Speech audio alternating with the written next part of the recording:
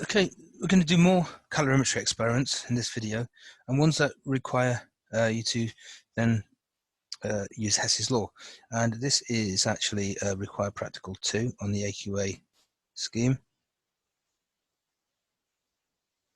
And they do like asking quite often on the practical paper, there's questions that if you've done these required practicals, it makes it a lot easier to answer the questions. And so let's see what was going on here. Right, so we in this practical, then they want you to find out, the aim of it is you want to find out delta H for this reaction. What's going on here? Well, we've got anhydrous. This is anhydrous copper sulfate. So this is a white powder, not the familiar blue powder. And this is the hydrated stuff, which is the blue crystals, okay?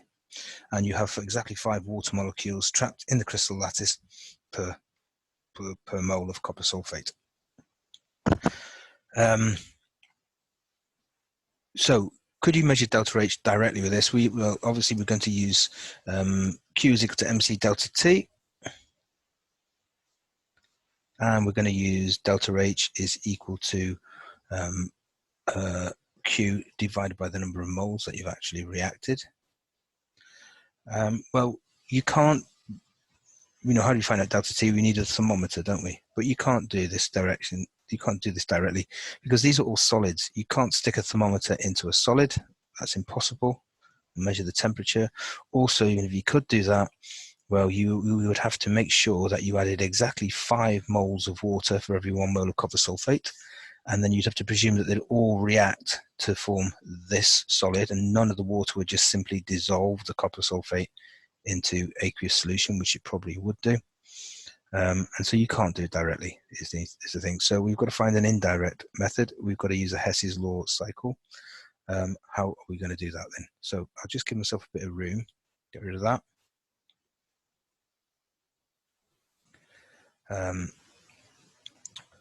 And we'll think about how we're going to do this.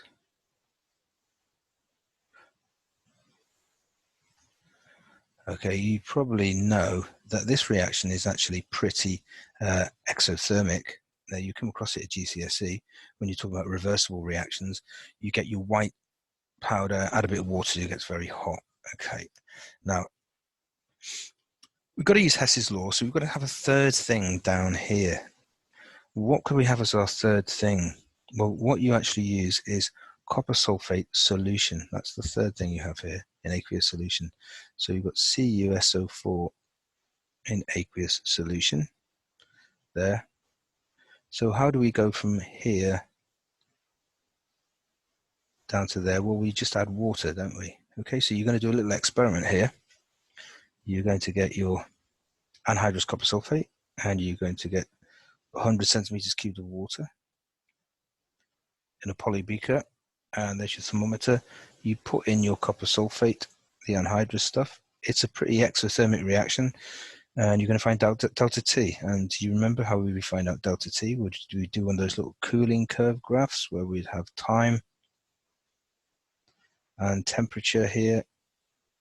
This is the before you've added your copper sulfate. This is after you've added, the temperature shot up, and now it's cooling down a little bit. You plot that line forward, you plot that line backwards, and there's your delta T. And that's how you find that. Yeah.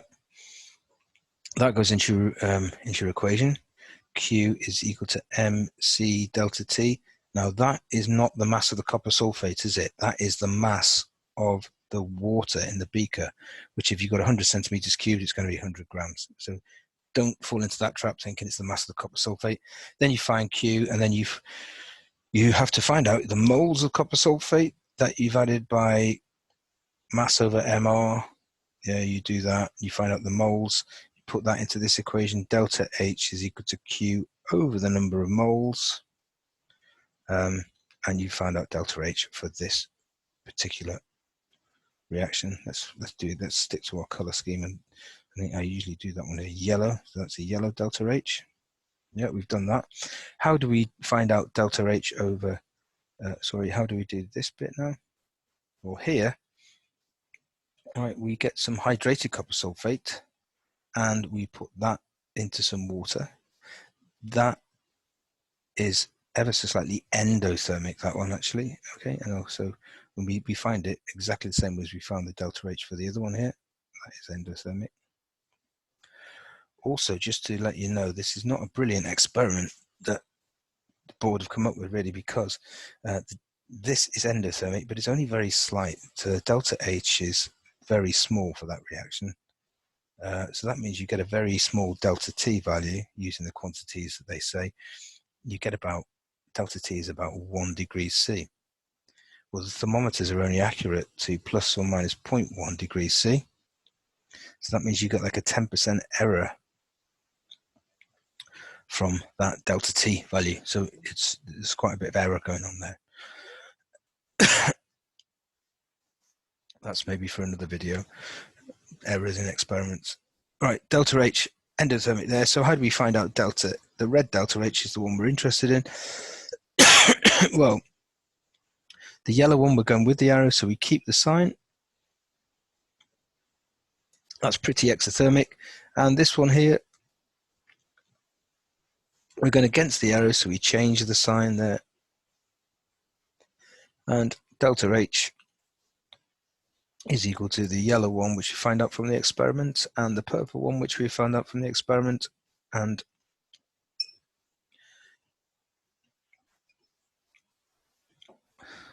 there, we've done it. We found out delta H.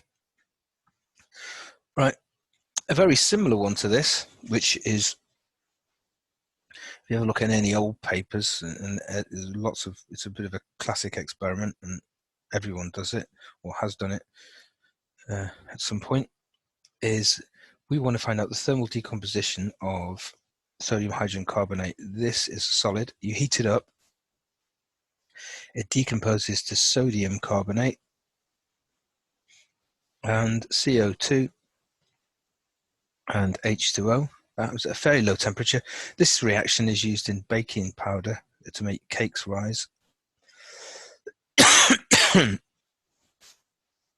The CO2 released, and when you put it in the oven, as it decomposes, makes bubbles in the cake. Okay, so that is, we want to find out delta H for this reaction. Now, this is a thermal decomposition reaction. So how would you actually do this? Well, you've got to put your, you'd have to put your sodium hydrogen carbonate into a test tube, and you'd have to heat it up. So you can't do a calorimetry experiment because it won't even happen unless you heat it up with a Bunsen. Obviously, that's, you know, you can't measure the heat being taken in by the reaction. It's actually, it is endothermic. Okay, so how do you do it? Right. Well, the trick is to, if you know, if you remember the reactions, how do these things react? Sodium hydrogen carbonate and sodium carbonate both react with hydrochloric acid. So sodium hydrogen carbonate, I'll do it here because there's not enough room. Sodium hydrogen carbonate, add HCl, sorry.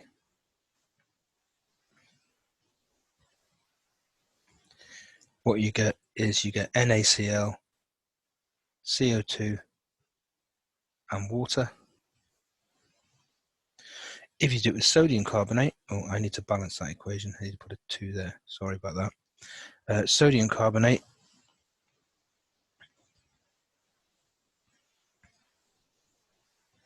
you get the same products, but you need 2 molecules of HCl. You get 2 NaCl, and you get CO2, and you get H2O. So what we're going to have as the third thing down at the bottom here, or Hess's law cycle, is this lot. Okay, we're going to get that. So I'm going to put that NaCl. I'm going to have to double it. 2 NaCl, 2 CO2, and 2 H2O. Right, so we are going to go from, I'll rub that blue stuff out in a minute because it's getting in the way. But you're going to have, right, how do you go from there to there? What you do is you add hydrochloric acid. You need 2 moles of hydrochloric acid, yeah. And, right, you would make, you'd only make 1 CO2, yeah? and one H2O, well, even though we've got two there, because the other ones come from here. They don't do anything, they don't change. Okay. And for this leg of your Hess's law, or how would you do that? You'd get sodium hydrogen carbonate and you'd add HCl to that. Okay, I think I can get rid of this blue stuff now.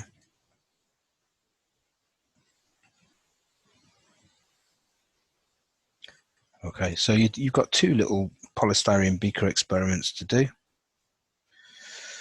In this one, your poly beaker here, and you put some 100 centimeters cubed of HCl in there.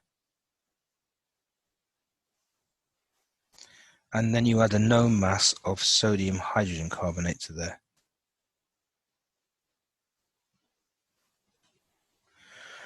And on this one, very similar experiment. And this one, you put your HCl in there, and you put a known mass of sodium carbonate into there. And you measure delta T for both of these reactions. So I'll put them down. You find delta H by calculation there. And that is actually endothermic. And this one you find, do it in purple, you find delta H by doing this reaction with this sodium carbonate, and that's actually exothermic. Now you do have to be a little bit careful here because you've worked out here delta H, that's in kilojoules per mole of sodium hydrogen carbonate. But look, what you have to do is you have to be careful because you've got 2 moles of sodium hydrogen carbonate there. So you have to do, on this arrow, it should be 2 times the value of delta H that you've worked out. Whereas this one is just, it's 1 mole of sodium hydrogen carbonate reacting, sodium carbonate, sorry. So you don't multiply that one by 2. So when you're doing this, right, what we're doing here, we're going with the arrow, you keep the sign. This one, you're going against the arrow, so you change it. And your delta H, red delta H would be equal to, don't forget, 2 times the delta H for that one, and plus the purple delta H. So yeah, it's a thermal decomposition. You couldn't measure it directly, this reaction, but you can do it by adding HCl to both of them because they produce the same products. And you get a very, very similar one here. You can do the same if you wanted to do thermal decomposition, say magnesium carbonate. Magnesium carbonate, you heat it up, you get magnesium oxide,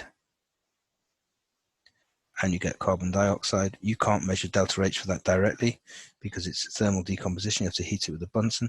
But if you react them with HCl, you get exactly the same thing, right? So if you react that with HCl, you actually need 2 moles of HCl.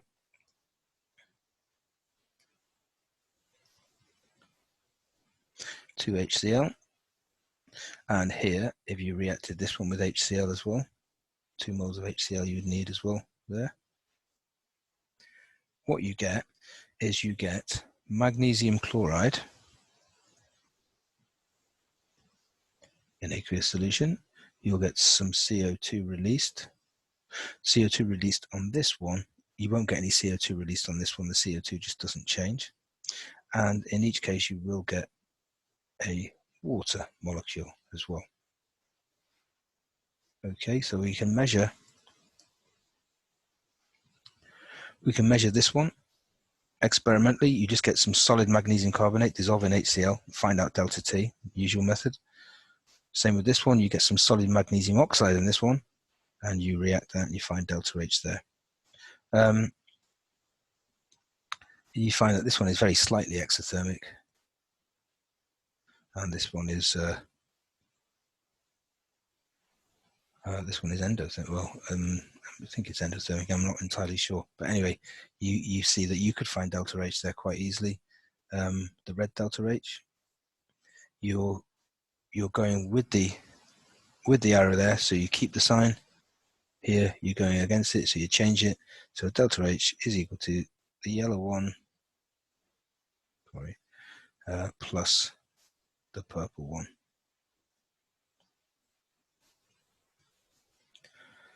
Okay, so just a